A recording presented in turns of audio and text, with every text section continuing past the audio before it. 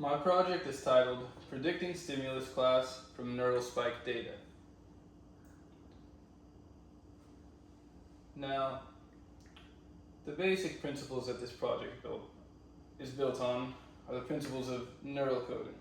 So, neurons communicate via spikes. Spikes are tiny electrical impulses that can be read by a computer. Spike timing and rate encode information. The dataset that I'm dealing with is from the Collaborative Research in Computer Neuroscience database, and it's a dataset containing prefrontal cortex data from a monkey, I believe, and the monkey was stimulated with visual stimulation. Let's see. Now, the problem here is the issue of decoding the stimulus. So we have the data available, now it's making use of it. The question is, can we decode what the stimulus is from the neural activity? And the avenue that I pursued was to use predictive modeling and machine learning to decode the patterns in the spike data.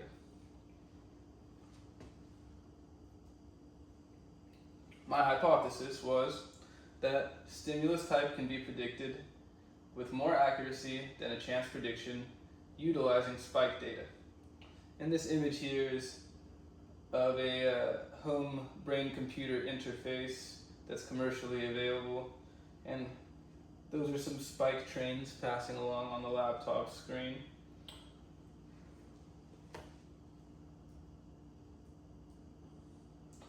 Okay, the beginning of the process is unpacking the data, which is a little bit more complicated than it seemed like it would be. The file type is a MATLAB. MATLAB is a file type commonly used by scientists and engineers, and it contains number arrays primarily. So this particular array is set up 141 by 18, meaning that there are 141 rows. The rows correspond to the trials, except for the first row. The first row contains the variables, the column names. There are 18 columns. There are 18 variables. Now here we have the list of columns: class, trial, hit, F1, etc. There are 18, but there are only a few that are of interest to us for the purpose of this project. Particularly, we are linking external stimuli, F1 and F2, to internal brain activity, spikes, the fifth column, through time, which is SO1, 8, and time can also include SO2, SF1, and SF2.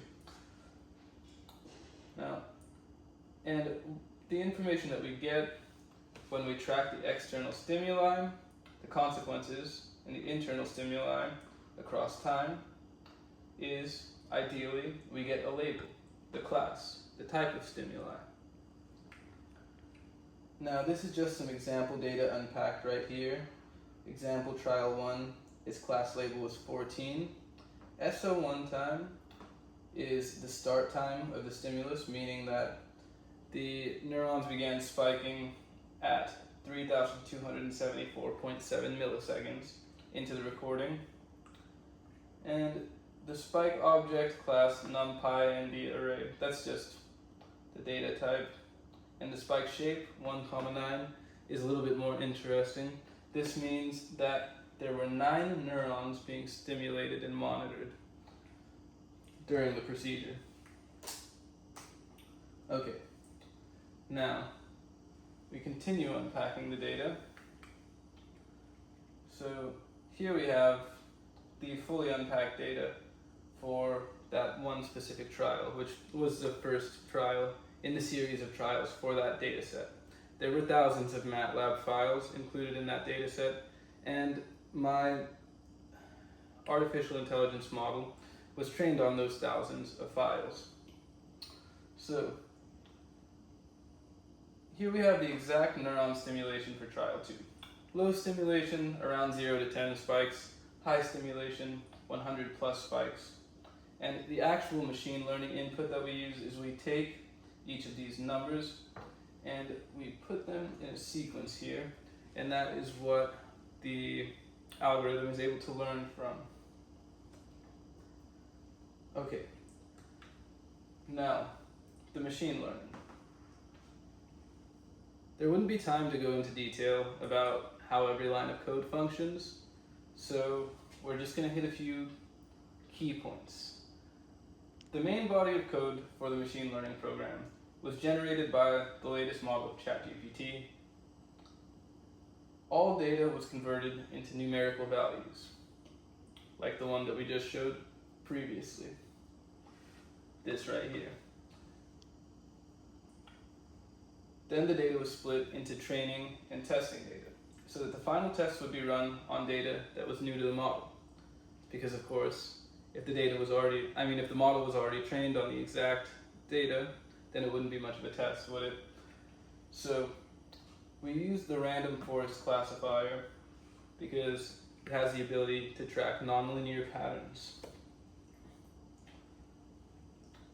My results were good, considering that we only used a few of the variables. There were a lot more variables available. We could definitely increase the accuracy if we incorporated data from more of the variables. But as it was with the few variables we included, we were able to have a predicted accuracy of 29%. Given that there are 20 available classes, a random prediction would yield accuracy at around 5%. So that's a significant improvement over chance probability.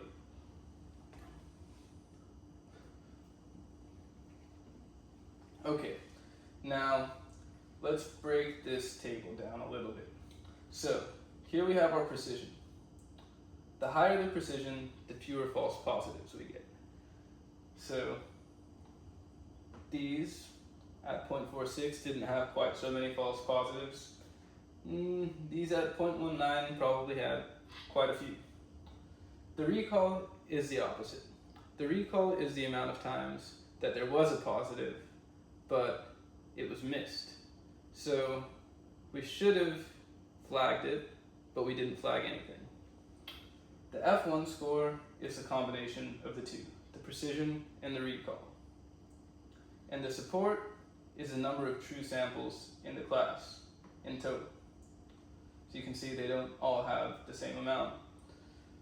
And down here you can see that the accuracy was at 0.29. That's the verification of the 29% accuracy that I received.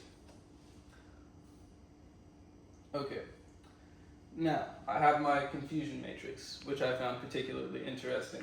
So the dark spots are the most accurate predictions. And if you start from the top left corner where 0 matches to 0, and you follow the diagonal line all the way down to the bottom right corner where 19 matches with 19, you get a straight diagonal line across the chart. Now these are all of the accurate predictions. And you can see that there's a defined line there. But you can also see that there are two more defined lines outside of that. So this is where the inaccuracies come in. But you can see that the inaccuracies are structured in a particular way, that they aren't random noise. So you can see that consistently, 0 and 1 are being confused with 10 and 11. And over here again, 10 and 11 and 0 and 1. Consistent confusion. And the same here with 7 to 9 and 17 to 19. And here, 7 to 9, 17 to 19. So the confusion patterns are consistent. And this means that likely in these regions there are overlapping neural activity. So the neural activity probably looks relatively similar based on these stimulations and these stimulations. And that's why we're getting this consistent confusion between these classes. Which points to me that means that the system is working, but it needs to be fine-tuned a little bit more. It's on the right track, but we need to make some further distinctions to be able to identify these more similar classes accurately. So, my conclusion is that my hypothesis was proven, but again, we could do this better, and it honestly wouldn't take me that much work. I just stopped here because the point of the project was to prove that I could predict with a higher than chance probability. And at a 29% accuracy rate, with a 5% chance probability rate, I've more than done that job.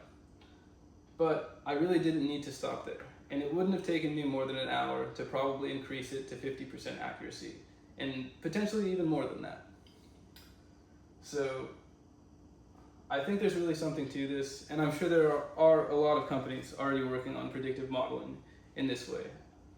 I know that Neuralink exists, and my gosh, I do always feel like I'm spinning my wheels in comparison to the big labs. But the point is that the system works, and even with minimal effort, it can be improved upon. Okay, thank you. Here are my references. The CRCNS dataset, and of course ChatGPT was my coding assistant.